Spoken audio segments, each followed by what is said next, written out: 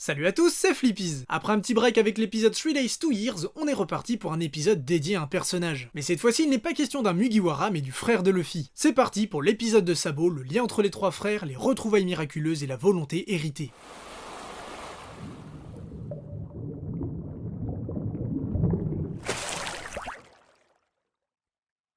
Épisode Obu Sabo Sankyodai no Kizuna Kiseki no Sakai to Ukutsu Gareru Ishii est le 9ème TV Special One Piece et a un titre 3 fois trop long. Il dure un peu plus de 100 minutes. Sorti le 22 août 2015, il prend place dans l'arc Dressrosa avec la sortie récente du tome 78 et le passage aux épisodes 700 pour l'animé.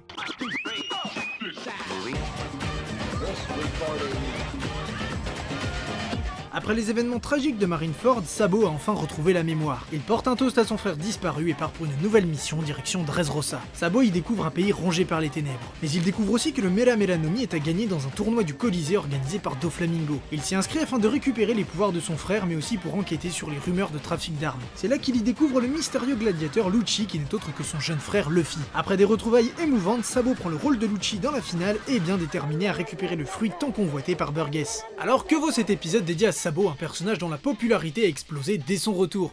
La réalisation est d'une qualité impressionnante pour un épisode spécial. Les dessins sont fidèles et les nuances de couleurs sont très bien gérées, donnant de la profondeur à ce qu'on regarde. L'animation est au top de sa forme avec une mention spéciale pour le combat Shinjao-Luffy et la finale du Colisée qui sont bluffants. L'action est dynamique, tout s'enchaîne avec fluidité, bref cela donne un tout vivant de qualité. L'épisode commence par un flashback de Marineford en noir et blanc, plus long que celui du précédent TV Special. Ici on insiste plus sur la relation Ace-Luffy qui va ensuite être développée avec Sabo. Le reste de l'histoire est partagé entre la mission de Sabo à Dressrosa et le passé des trois frères. Sabo arrive donc à Dressrosa où il retrouve Koala pour prendre connaissance des modalités de la mission. Il part ensuite enquêter au Colisée lorsqu'il rencontre Luffy dont il prend la place pour la finale. Après avoir affronté Burgess et Diamante, il réussit à s'emparer du fruit avec lequel il détruit l'arène avec son tout premier point ardent, et ça s'arrête là. Alors oui, j'ai déjà fait la critique à Strong World et un peu à Z, mais bordel, ce TV Special arrive beaucoup trop tôt. À l'époque, quand j'ai découvert qu'un TV Special de presque 2 heures sur Sabo allait être diffusé, j'étais hypé de ouf. Et au final, l'épisode se termine au moment où Sabo allait le plus briller. Du coup, on loupe le combat avec Fujitora et le combat avec Burgess qui aurait été énorme avec une telle animation. D'autant plus qu'on a des extraits dans l'ending, comme si la Toei nous disait « Hey, voici ce que vous auriez pu avoir !» C'est horrible et hyper frustrant, surtout que l'histoire de Sabo est plusieurs fois interrompue par des scènes sur Green Beat dont on se fout royalement dans le contexte. Je trouve vraiment dommage de faire du remplissage avec des scènes tout en sachant qu'on loupe de tels combats. Et la vraie raison pour laquelle l'épisode est arrivé trop tôt, c'est parce qu'on n'a pas le passé de Sabo. Il n'y a que l'époque avec ses frères. Toute la période à partir de laquelle il est sauvé par Dragon jusqu'à ce qu'il recouvre la mémoire est totalement absente. Il s'agit pourtant de quelque chose de très important pour le personnage. Le problème c'est que toute cette histoire n'existait même pas en manga à ce moment-là, d'où le fait qu'il est arrivé trop tôt. Le plus frustrant c'est que l'anime a fait des rajouts sur son passé quand on le voit s'entraîner et partir en mission avec une animation plus que moyenne.